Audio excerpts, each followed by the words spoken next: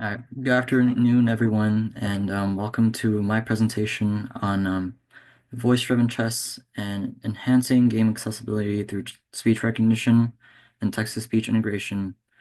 And this presentation is going to be focused on a accessibility centered chess program. And here's a quick glossary of our presentation today.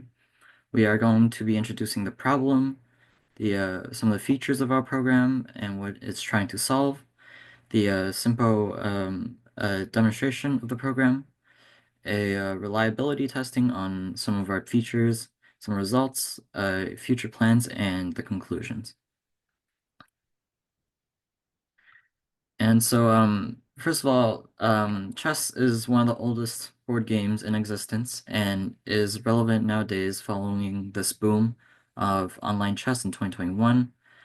But however, this game is highly dependent on vision, and with 2.2 billion people worldwide suffering from some sort of visual impairment, many struggle to enjoy the game normally. And now, when you have a physical board, you could feel to tell where the pieces are, and it's not too difficult to design a chessboard with pegs and tactile support, like the people in the images below. However, the same principle can't really be applied to modern platforms for chess, which is online chess. And when it comes to digital chess, we lose the tactile feedback that boards may provide, and this makes it impossible for people suffering from partial or complete blindness to move or see the pieces that are played. And this makes the game very unenjoyable. And also, the lack of accessibility is seen throughout most popular chess websites that host chess. And for example, we have chess.com, which is the world's most popular chess website with over 200 million total users and with around 40 million monthly active users. And it completely lacks support for any accessibility features. And similarly, chessarena.com, which is the exclusive internet chess server that's endorsed by the International Chess Federation, it also lacks complete support for any accessibility features. So our solution here addresses some of the shortcomings of these popular chess websites by developing an affordable and open source program with accessibility features in mind. So some of these are some of the features that's in our program. And the first is just the fully functional chess software that handles all the basic rules and edge cases. And these might be things like en passant or castling, which are very technical things that aren't always covered by some chess programs. And we also have functionalities like undoing and the flipping the boards and etc. And next, we have a support for all the universal chess notations. And on the left, we see the what we call the Forsyth Edwards notation, or FEN for short. And it allows users to import and export these games to external websites or tools.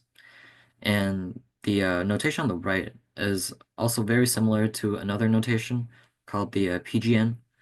And this allows the users to view the history of the games that they're playing. And because we're promoting accessibility, we don't really want to trap the users into just using our tool. And here we're giving them the opportunity to continue games from other sites and or vice versa. And next we have text-to-speech callouts when moves are made. And these are very simple but useful features that calls out the moves as they're played in such that it makes the vision much less dependent. And on the bottom we see in this move, the text-to-speech callout would be pawn e5 takes pawn on d4. And last but not least, we have the speech recognition module, which can help users input moves through voice when moving, capturing, promoting, or undoing moves. And this makes the game playable with only voice if the user wishes. And additionally, both of our text-to-speech and voice recognition modules utilize like standard chess coordinates. and such as E2 or E4. And these are also very well known by most chess players and therefore very accessible and universalized. And additionally, we could see how the speech recognition module can pick up moves from all sorts of different formats. All of three on the left would make the same move, which is, of course, the pawn on E2 moving to E4, but it recognizes that speech because we use regular expressions, which parses through the phrase. And this is a very simple flowchart that denotes the overall structure of the program. On the left, we kind of see the central controllers, and these are the modules that help control the flow of the game and handles basic chess functionalities. And the chess player controller represents essentially a player, like black or white, in a game, and it handles team-related pieces functions.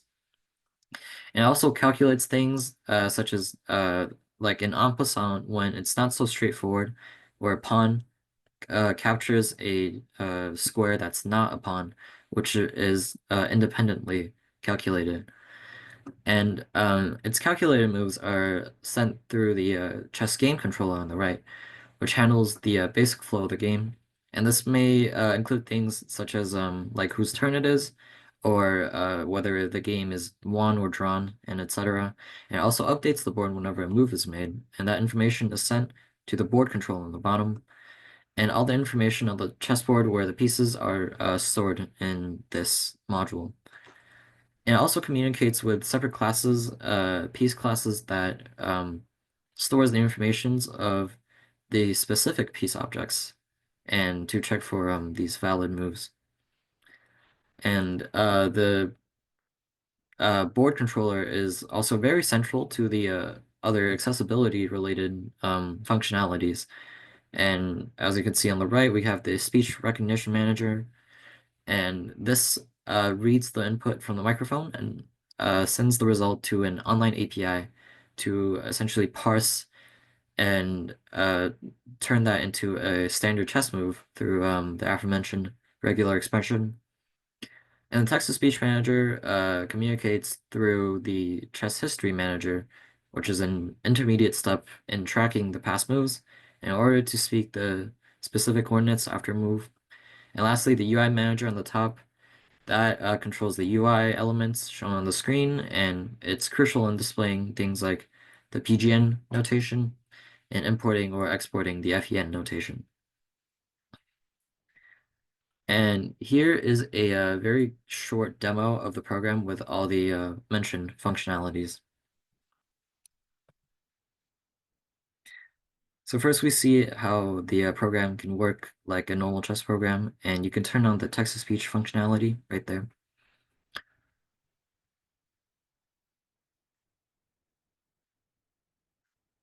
And additionally, if the user wants to, they can undo a move, like right here.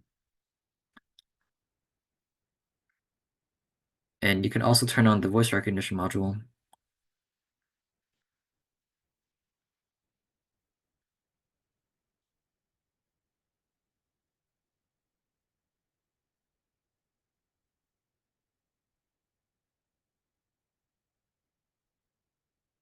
And here on the bottom left, we could see the FEN, which the user can copy and export it to a external website like here, which is Lichess.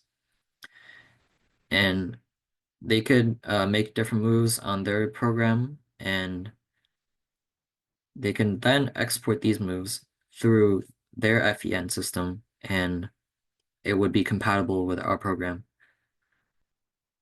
As you can see, after we come back, we'll get pasted back in and submit it.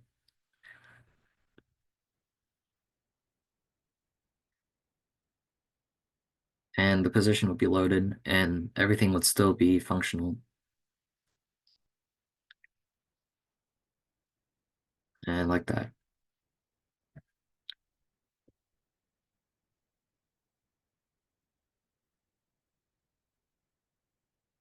And So in order to ensure the basic accuracy of our voice recognition module, we chose a few test phrases to playtest. And here you could see the 30 that are displayed. And these are the respective commands on the left and the results on the right. And these phrases included many different things, such as regular moves, captures, promotions, undoing moves, and other irrelevant phrases or miscellaneous commands. And we split it up into three different sections. And on the right, we could see if it took one time more or it needed like a reconnection with the API. So from the results, we could see that the vast majority of prompts actually succeeded on the first try, with only around 16% of the commands taking more than once.